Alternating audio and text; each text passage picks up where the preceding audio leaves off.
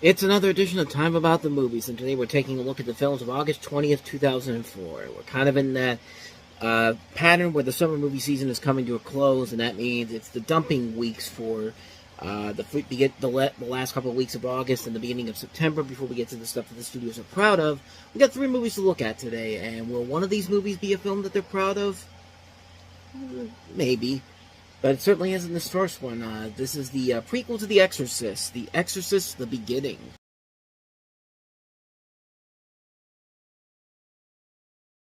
Stellan Skarsgård running nude in the Avengers movie looks more dignified than this film. Think about that for a second.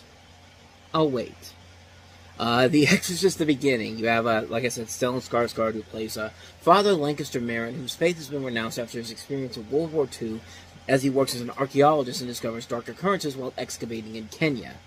This is a prequel, like I said, to The Exorcist. It's actually the 4th in the series, and the first one produced by, second one produced by Morgan Creek, who did Exorcist 3. But this has an interesting story in the fact that this film was basically retooled from an already finished project. Paul Schrader's Dominion, prequel to The Exorcist, which won't come out until next summer. But Morgan Creek basically said that they thought the film would be unsuccessful, so they basically had to rewrite the script, and it was basically made into a totally different movie, and the end result is this piece of garbage. Dominion, the prequel to The Exorcist, I will say this, is definitely the better of the 2 films, but is it a good movie? Not so much.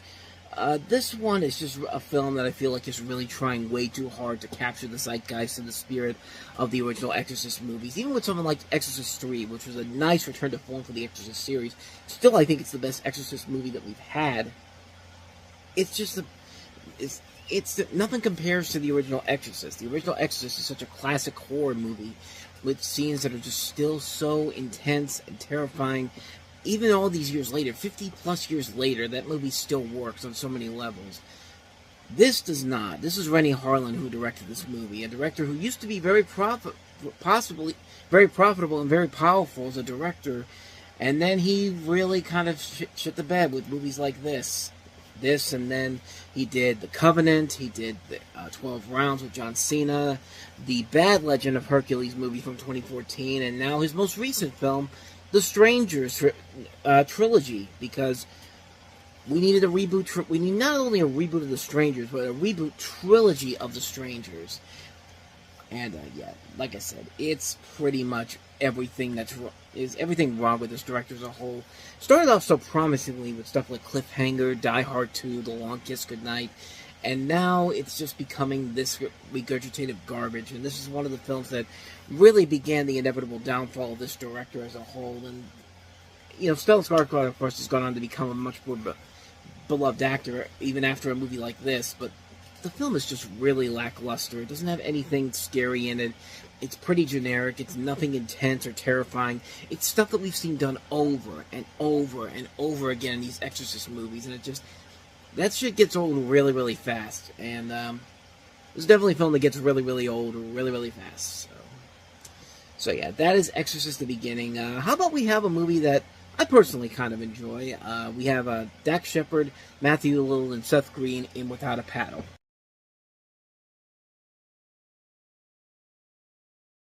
Seemed like in the 2000s, every bear wanted to fuck Seth Green because he would face not even a bear, and animals in general, because in this movie it's a bear. In Old Dogs, it was a gorilla that wanted to bang Seth Green. I mean, but comparing that movie to this movie, this one is Citizen Kane compared to that one. But Without a Paddle, you got the story of 3 reunited childhood friends, Seth Green, Matthew Lillard, Dax Shepard, who go on a trip up a remote river in order to search for the loot of long-lost airplane hijacker D.B. Cooper. And you also have a cast that includes Ethan Suplee, Abraham Ben-Ruby, Rachel Blanchard, Christina Moore, Bonnie Somerville, and most notably Burt Reynolds. And it was a hit when it came out, and even though it didn't get the best reviews overall, I thought it was alright for what it was. It's no great comedy like the ones we've already had this year. It's more on the lines of something like an Envy, or something like, what was the other comedy that came out this year that wasn't that great, but I did still enjoy it. I can't remember it. I could have sworn I talked about it recently, but this is one of those movies where you kind of have to go into it knowing what you're going to get. What you think is going to happen in a film like this is indeed going to happen, but they've got three very good, charismatic, funny leads with Green, Little, and Shepard, and a good supporting cast. I think Burt Reynolds overall really is very funny in the film. Not all the jokes work in general, but the idea of them going out into the middle of the not even the jungles, but in the forest, if you will, and traveling up this river, it does lead to some really good, funny comedic elements to it. I like the scene with the two hippie chicks. You know, one of them has the, that scene in the trailer where she's talking about, she's all natural and got all the hair and all that. That stuff's kind of funny, and like sometimes the jokes can work, other times not so much. It's very 50-50 at times. There is some homoeroticism, like the scene from the trailer where, there's like our only chance is to warm up, and Matthew Lillard's like, I for one choose death, and you hear like the song, I don't see nothing wrong with a little bump and grind, and then it's just like, just never leaves the cave, like stuff like that gets pretty old pretty fast, and it's not prevalent all the way through the movie, but when it happens, it really just kind of goes like, okay, this is kind of what I've expected the movie to be like, but like I said, it's very rare that happens. And the movie overall is a very enjoyable film. It can be very funny at times. It can be really silly and over the top at times. But it knows what it's trying to be. It's not going for anything too grand or spectacular. And like I said, it's not trying to be like some of the great comedies we've had in this year already. It's not trying to be a frat pack movie where you have stuff. We've had stuff like Anchorman, Starsky and Hutch, Dodgeball. Like, those are great comedies. Harold and Kumar. Even though it's not a frat pack movie, maybe that's the one I'm thinking. No, that's not the one I'm thinking of, but I'm thinking of one that I can't remember what it was. I think it was already out of theaters at this point, but bottom line here, with or without a paddle, if you go into it knowing exactly what you're going to get into and just go in there and have a good time with it, I think you can have a good time with it. It can be very funny, it can be very silly, it can be over the top, and it works for the most part. If you're looking for something a little bit more than that, then I'd say skip it, but me personally, I really enjoy this movie a lot. I think it is a ton of fun. So, let's go ahead and move on to our last film, and that is Benji Off the Leash.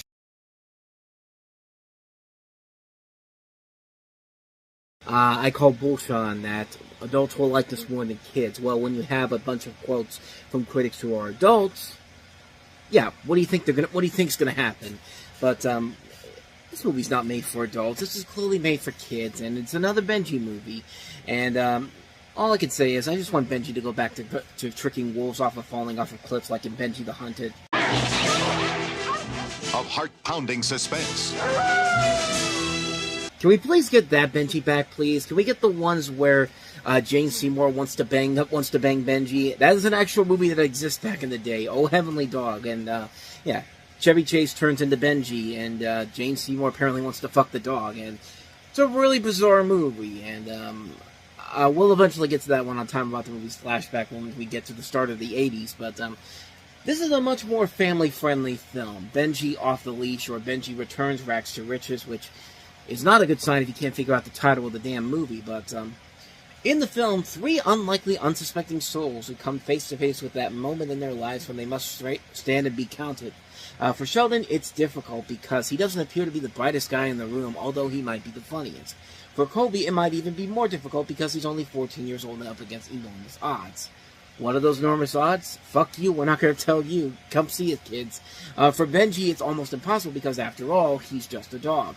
Lost and alone with nothing but a belligerent bird and a bungling stray mutt to help. A band of unlikely comrades brought together by the least likely bunch for a common, courageous purpose. Things will change, lives will be saved because Benji is off the leash. God, I wish I could get paid as much money as some of these people that have to put these synopses together. There really is nothing of value to this movie whatsoever. This is just... It's another Benji movie, and one that could have easily gone straight to DVD. There's no big names in the cast. The director is not a big name anymore. You know, and this was his last film he directed before he passed away, too. So, I mean, really, there is stuff that you can do with Benji as a whole. I mean, there are things that can be done with this character. Cross him over with Lassie, you know, one of the other great dog characters in film. You know, do something different. Do something unique with it. Don't do another movie like this where you're just making it because Benji is a name and you'll try to get as many people as you can to go see it.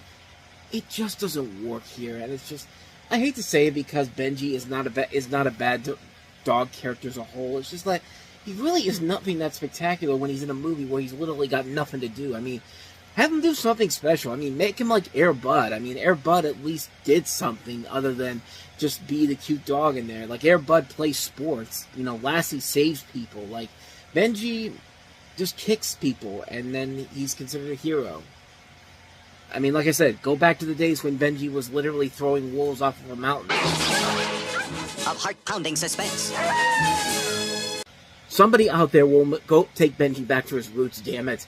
But yeah, for what this is, it's a Benji movie. It's nothing spectacular for someone like in my age group, but I guess for little kids, it's fine, I guess. It's completely harmless, but I want to show them something better than something that's just harmless. I mean, show them some much better movies than this. I mean, this is just a bad film. It's just nothing really that memorable to it whatsoever, and I'm sure there's a future for Benji out there somewhere, but not with movies like this.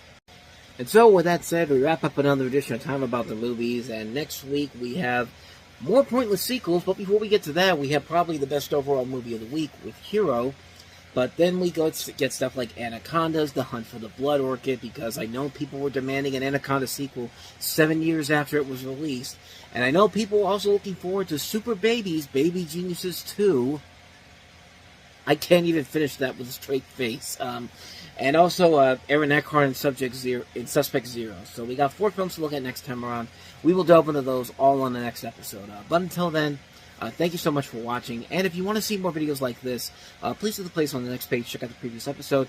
And also don't forget to hit the like and subscribe button if you want to see more videos like this on this channel. So, excuse me.